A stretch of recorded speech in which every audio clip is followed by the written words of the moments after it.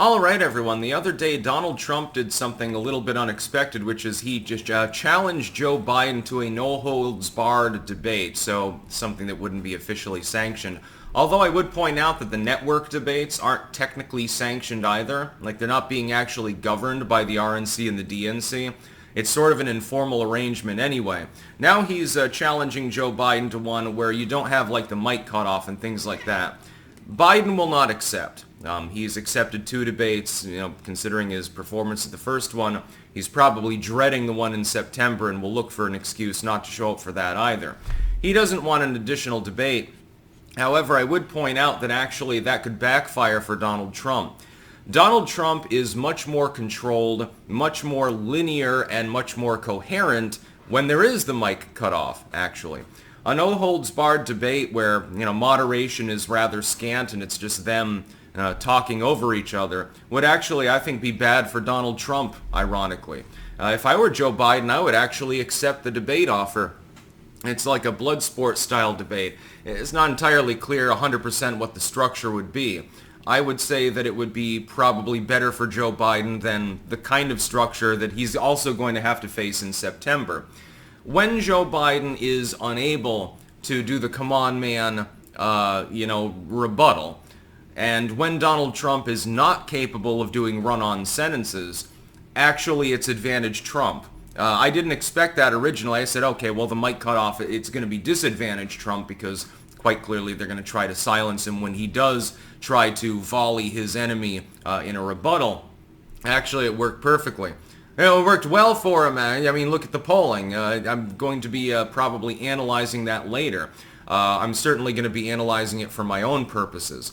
I think that such a debate would actually not be a great idea for Donald Trump.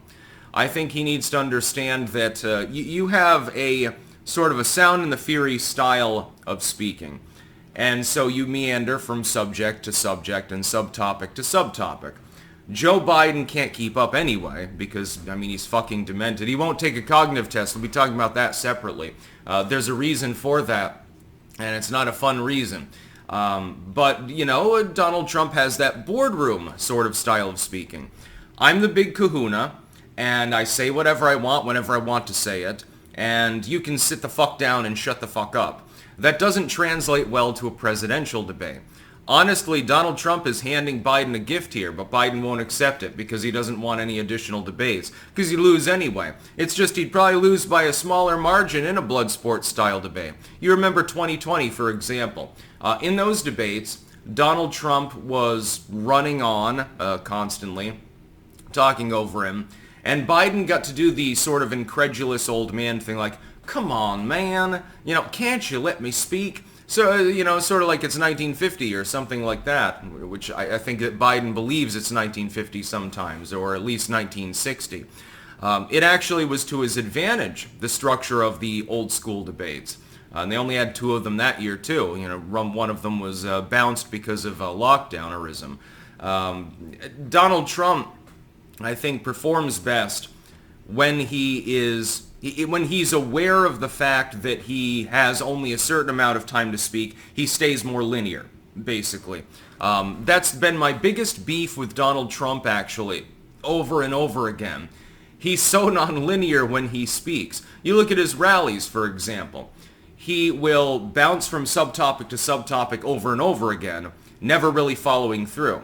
It's high energy, it's bombastic, it's hilarious, it's meme-worthy. There's nothing wrong with that at a rally, but you can't translate that to a presidential debate. The people at home, what did they see a few days ago? They saw a Donald Trump that was coherent, he was well thought out, he was able to answer basic fucking questions, and then they saw a Joe Biden that wasn't. They saw a Joe Biden that was raspy, like his throat got clogged by a cheese grater. They saw a Joe Biden that several times said things that were incomprehensible. It's not entirely clear what the fuck he was saying. There was a huge contrast between them.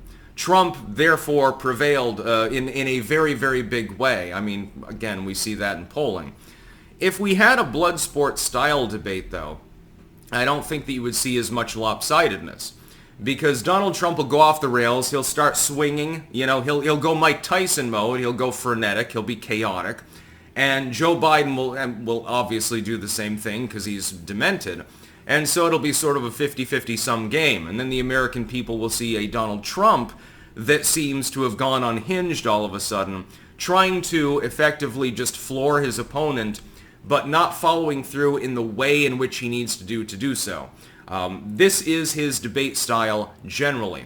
Ironically speaking, the legacy media that is trying to rope-a-dope Donald Trump and crush him with debate rules that seem unfavorable has actually handed him a huge victory. And it will probably assure his re-election. So the Bloodsport style debate, while I would love to see it, I would love to see an unhinged Trump and an unhinged Biden just go at it like a pair of rabid wolves. That would be very funny. It would be amusing, but I don't think that it would be politically helpful. And I don't think it'd be helpful to the public either. I mean, if they go off the rails and start talking over each other, you never know exactly what policy they're talking about or anything like that. It's amusement. It's basically bread and circus when you think about it. So I don't think that Biden will accept. If I was him, I would accept, though, because, ironically, Joe Biden would probably perform better in a no-holds-barred debate, something completely unsanctioned by the legacy media. Everyone would advise you not to show up. Honestly, I think he would do better there, because Trump is less likely to be completely linear, less likely to be sort of controlling himself like he was at the prior debate. I think that Biden will ignore this, unfortunately, for him, fortunately for our country, and he will not attend such a debate. Which means that in September we have the next debate. That's ABC or CBS, I can't remember the network, and it'll be the same format as the CNN debate, and then that's that. That's the election. That's about all. Peace out.